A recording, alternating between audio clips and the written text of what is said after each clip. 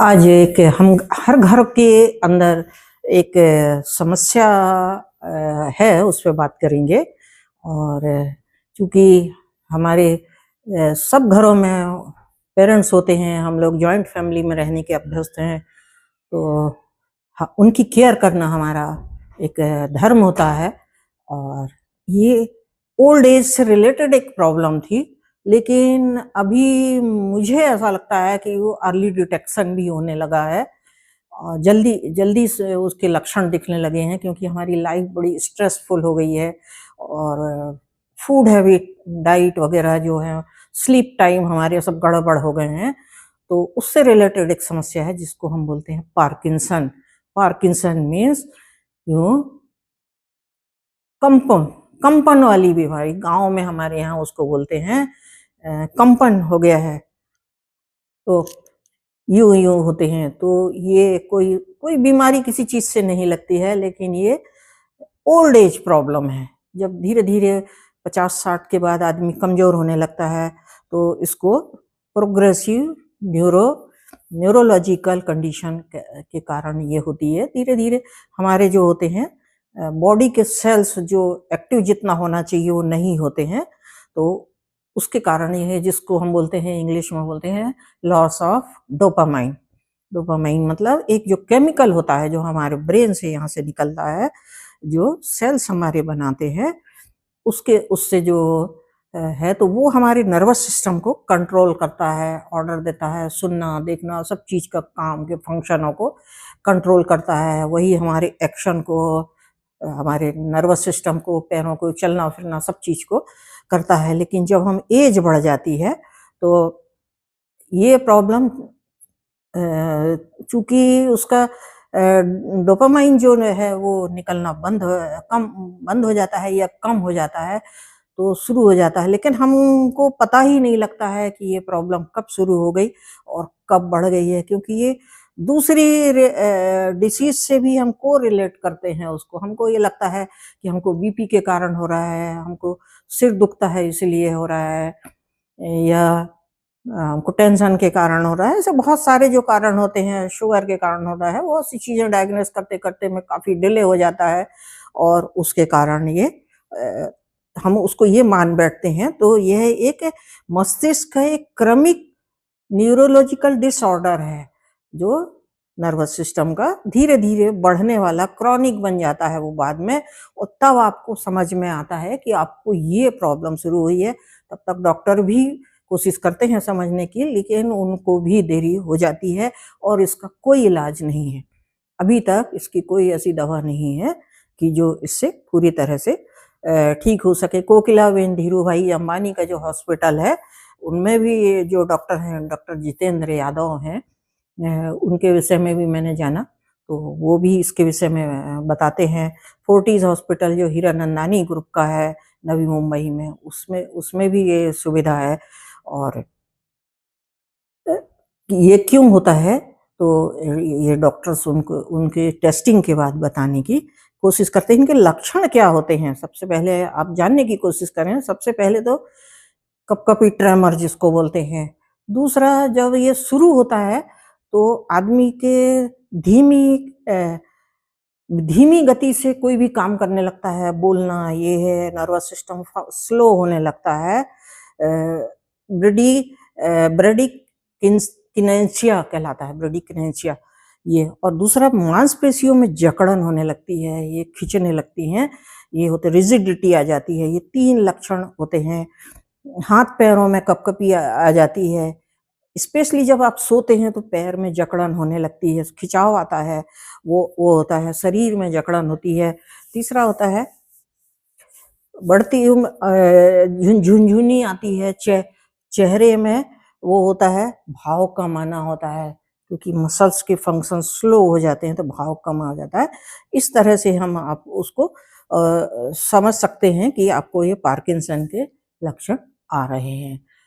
पर अभी थोड़ा-सा अर्ली एज में भी ये प्रॉब्लम बढ़ने लगी है। उसका कारण है जोखिम भी बढ़ गए हैं।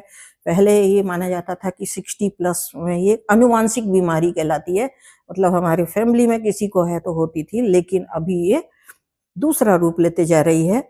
कीटनाशक के संपर्क में भी आ जाने से हमारा चूँकि न्यूरोलॉजिकल ऑर्डर यदि डिसऑर्डर हो जाता है तो फंक्शन स्लो हो जाते हैं, तो बाद में वो लेके पार्किंसन के को लीड करने लगता है। एक ये कारण भी हो सकता है। समटाइम्स एक्सीडेंट या किसी कारण से हमारे ब्रेन में यहाँ यदि चोट आ जाती है तो उससे भी ये होता है। चोट आ जाने के कारण नर्वस सिस्टम पे इफेक्ट पड़ जाता है।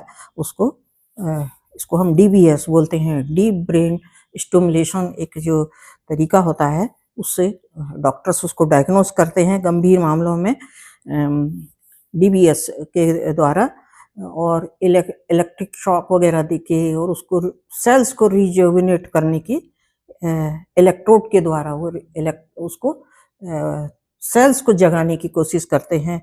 कुछ डॉक्टर है लिपोडोमा दवाई जो बताते हैं, डॉक्टर ने बताया लिपोडोमा और लेमोडोपा होती है, जो होती है दो ऐसी जो दवाइयाँ हैं अभी थोड़ी बनाई गई हैं, लेकिन ये हम अपने मन से ये नहीं कह सकते, ना अपने मन से नहीं कह सकते कि ये कारण है, ये होता है। वो तो डॉक्टर का काम है, डॉक्टर ही कर सकते हैं,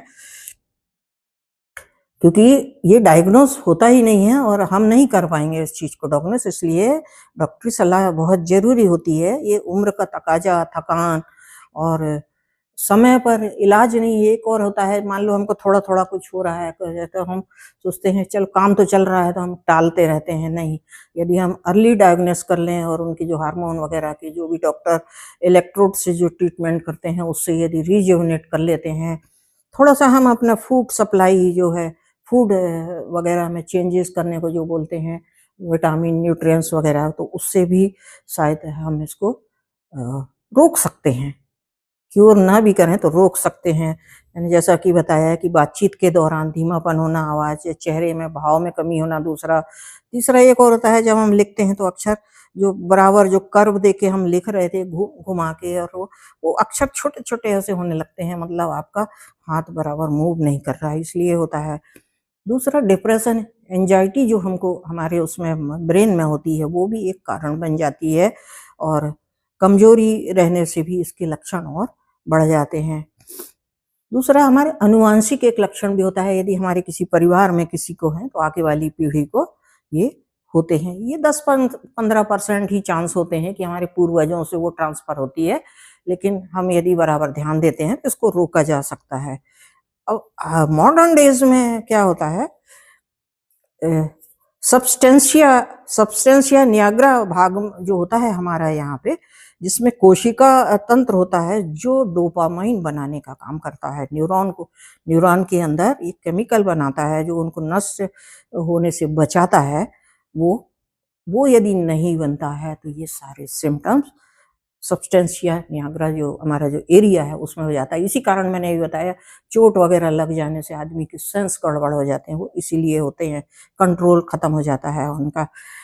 तो मांसपेशियों की जो गतिविधि है जो इनको नियंत्रित करती है वो डैमेज हो जाती है, इसके कारण है। तो अब हमको क्या करना चाहिए, इसके लिए हमको स्लीप अच्छी लेनी चाहिए, मील्स अच्छा लेना चाहिए।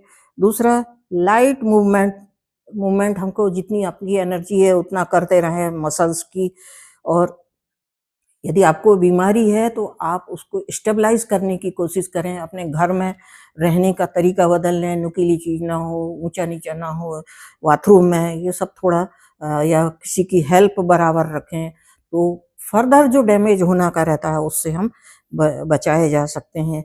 ये जो है डॉक्टर DS जायसवाल हैं जो केयर हॉस्पिटल हैदराबाद के हैं, उन्होंने इसमें ये 4-5 कारण बताए हैं कि पार्किंसन का मरीज है तो उसके लिए ध्यान रखना, बराबर केयर करना, फैमिली का सपोर्ट होना बहुत ज़रूरी है, अदरवाइज़ दूसरी प्रॉब्लम जनरेट हो जाती है। ये आज मेरे को एक छोटा-सा बताने का ये कारण है। व्यायाम करें, शांति से रहें, सुरक्षा से रहें। इसके साथ मैं आपकी वाणी को विराम देती हूँ।